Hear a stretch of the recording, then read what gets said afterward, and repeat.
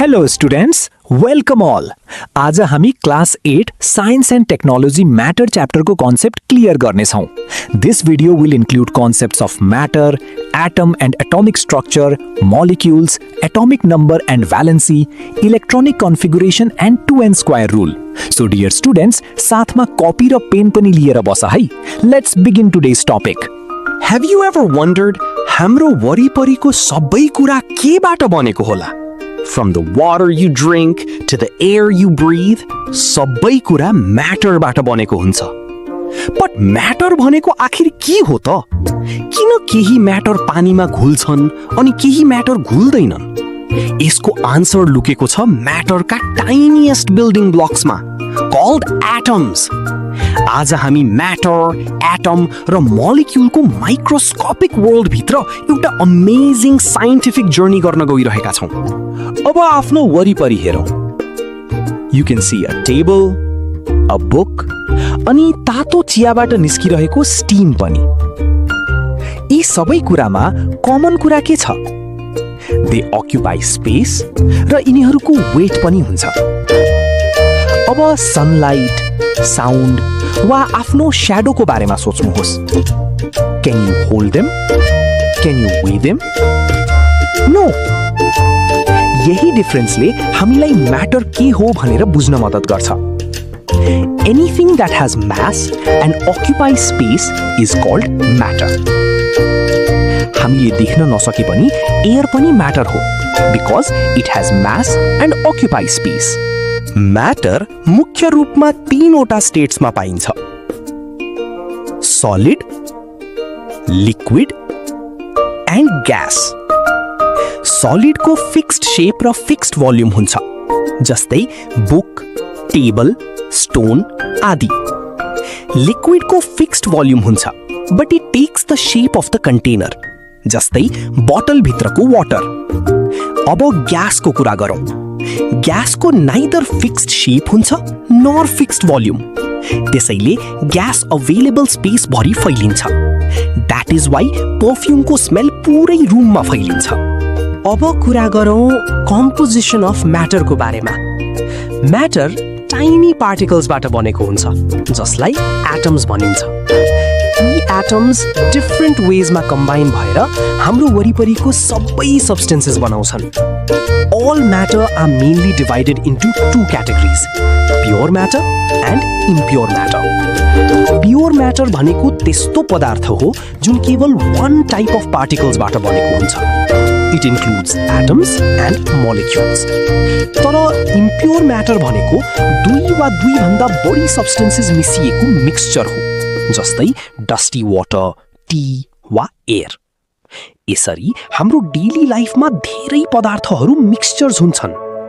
अब सबैभन्दा इम्पोर्टेन्ट कुरा, atom. An atom is the smallest unit of an element that can take part in chemical reactions. Atom यति सानो हुन्छ कि मिलियन्स अफ एटम्स एउटा निडलको टिपमा अटाउन सक्छन्. Different atoms combine in different ways to form all kinds of matter around us. Each element has only one type of atom. For example, hydrogen का atoms hydrogen element का लागि unique हुन्छन्, अनि oxygen का atoms oxygen element का लागि. Atoms usually नेचरमा alone हुँदैनन्. They join together and form molecules and compounds. अब मोलिक्युलको कुरा गरौँ. A molecule is the smallest particle of an element or compound that can exist freely. Hydrogen मोलिक्युलमा दुई hydrogen atoms हुन्छन्, that is written as H2. Water मोलिक्युलमा दुई hydrogen atoms र एउटा ऑक्सीजन एटम हुन्छ, that is H2O. यही मोलिक्युल्सले हाम्रो संसारका काउन्टलेस सब्स्टेन्सेस बनाउँछन्. अब कुरा गरौँ एटोमिक नम्बर एन्ड सिम्बल्सको बारेमा. एभ्री एटमलाई रिप्रेजेन्ट गर्न एउटा एटोमिक नम्बर र एउटा सिम्बल प्रयोग गरिन्छ. यी दुवै प्रत्येक एलिमेन्टका लागि युनिक हुन्छन्. एटोमिक नम्बरले एटमभित्र भएका प्रोटोन्सको संख्या देखाउँछ. फर इक्जाम्पल, हाइड्रोजनमा 1 प्रोटोन हुन्छ, त्यसैले यसको एटोमिक नम्बर इज 1.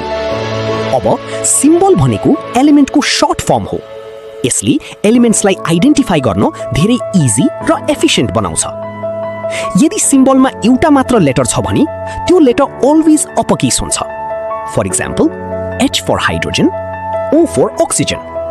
अब इमेजिन गरौँ धेरै एलिमेन्ट्स एउटै लेटरबाट सुरु हुन्छन्। त्यस्तो अवस्थामा सिम्बलमा फर्स्ट टू लेटर्स प्रयोग गरिन्छ। हियर फर्स्ट लेटर अपरकेस हुन्छ and second letter lower case. For example HE for helium, Li for lithium. कहिलेकाहीँ सिम्बल एलिमेन्टको फर्स्ट टू लेटर्स मात्र हुँदैन।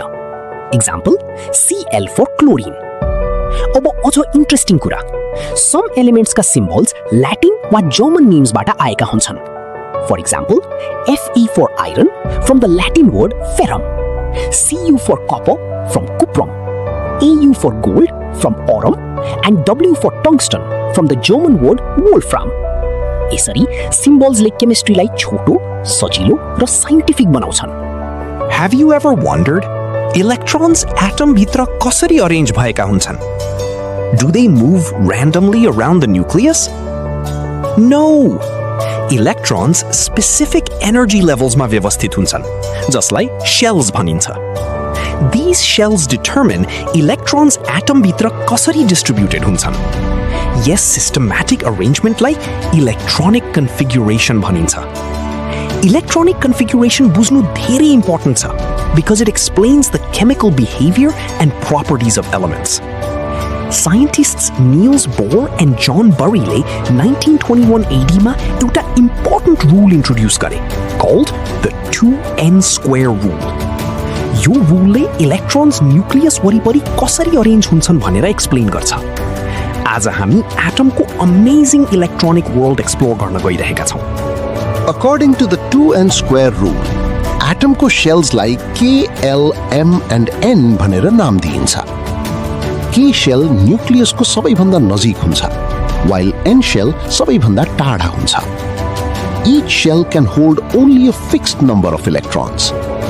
अब क्वेशन आउँछ, त्यो नम्बर कसरी क्याल्कुलेट गर्ने? यसका लागि प्रयोग हुन्छ the 2n square rule. The formula is 2n square. Here, n represents the shell number. For example, K shell को n बराबर 1 हुन्छ, L shell को n बराबर 2, M shell को n बराबर 3 and N shell को n बराबर 4. अब कैलकुलेशन करो. For K shell, 2 multiplied by 1 square is equal to 2 electrons. For L shell, 2 multiplied by 2 square is equal to 8 electrons. For M shell, 2 multiplied by 3 square is equal to 18 electrons. And for N shell, 2 multiplied by 4 square is equal to 32 electrons. यसरी 2n square rule ले प्रत्येक शेलमा maximum electrons कति अटाउन सक्छ भनेर बताउँछ. Thus, the rule that gives us idea about the maximum number of electrons that can be accommodated in each of an atom is called 2n square rule. Electronic configuration केवल electrons arrange गर्ने तरिका मात्र होइन, it actually helps us understand why elements behave differently. किन sodium highly reactive हुन्छ, किन noble gases stable हुन्छन्? The answer lies in electronic configuration. Outer शेलमा भएका इलेक्ट्रॉन्स डिसाइड गर्छन् एटमले केमिकल रिएक्शन्स कसरी गर्छ। That is why electronic configuration is one of the most important concepts in chemistry. Once we understand electron arrangement, chemistry becomes much easier and much more interesting.